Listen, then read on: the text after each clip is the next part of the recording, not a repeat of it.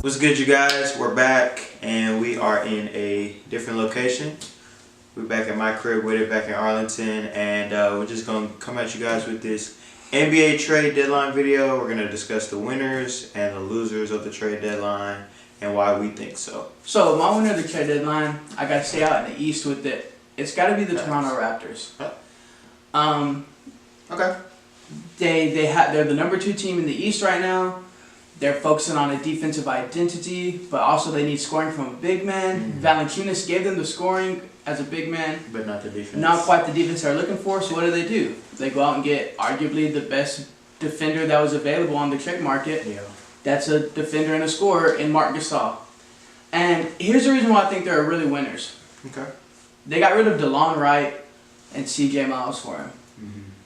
They didn't have to give up like a Fred VanVleet or an OG Anunoby. Nothing they didn't like give that. up like the key rotation. Pascal Siakam, nothing. They just had to give up a couple of dudes that are off their bench, probably in the 9 to 12 range of their rotation. That's true. And they got Marc Gasol, who's a former All-Star, former first-team All-Defense. Put it in the bucket. And he can put it in the bucket.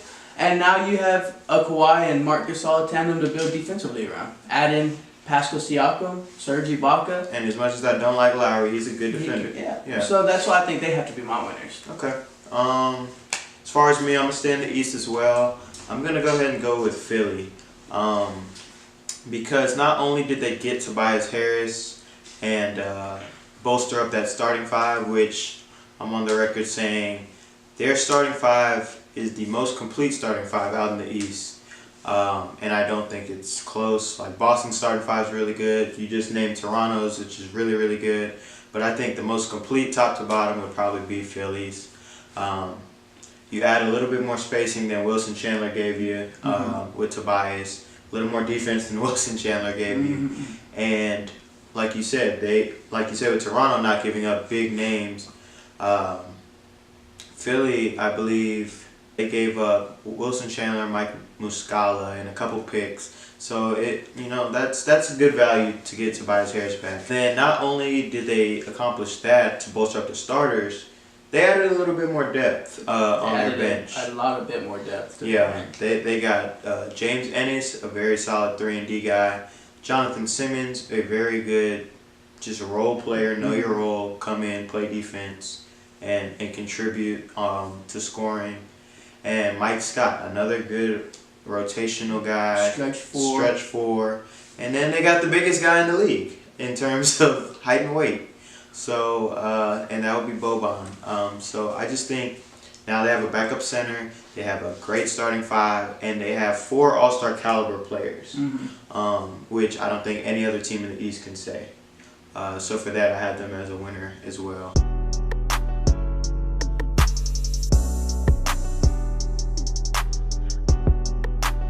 Now, as far as losers go in the trade deadline, this is all very contingent on what the draft lottery entails. But for me, I have the New York Knicks being the biggest loser. Yeah. They traded away their best player to the Mavericks. If you didn't see that, go watch our most recent video.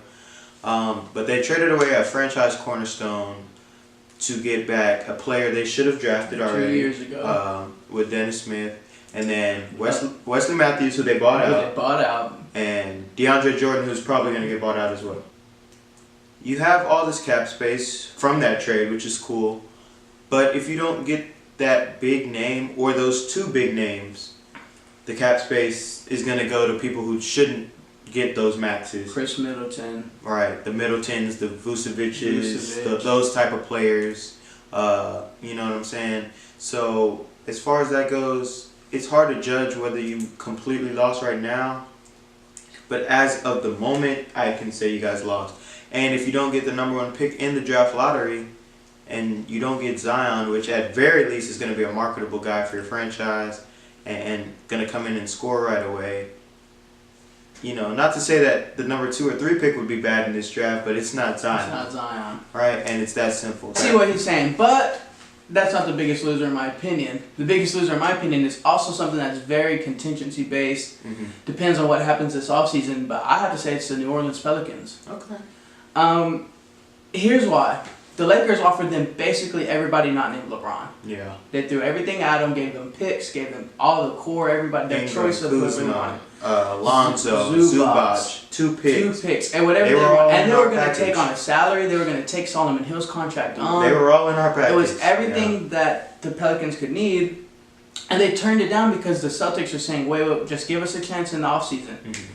Well, the Celtics plan is contingency based on if Kyrie resigns. Right. But if Kyrie doesn't resign, they're not going to go trade because him what he thinks, like for his case, the Knicks think they can get Kyrie. Well, if the Knicks get Kyrie, the Celtics aren't going to give you Tatum and Jaylen Brown and Gordon Hayward for Anthony Davis. Yeah.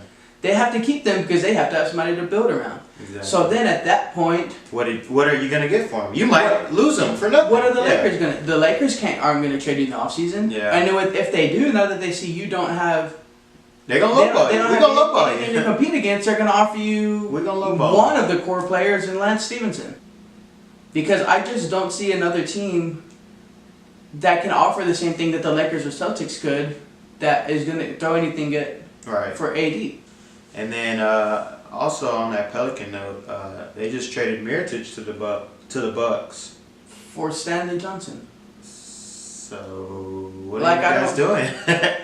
Yeah, you're going to get a good pick this year in the draft, but I mean, it's not going to be what he said, a Zion pick. You're not going to be a bottom 3 team. Yeah. Because the Suns, the Cavs, the Knicks, they have that wrapped up. Yeah. What did y'all do? Like, what did you do this trade deadline? Y'all were tweeting all over the place, little hourglass emojis all the time, talking about 1 hour left, 30 minutes left, da-da-da.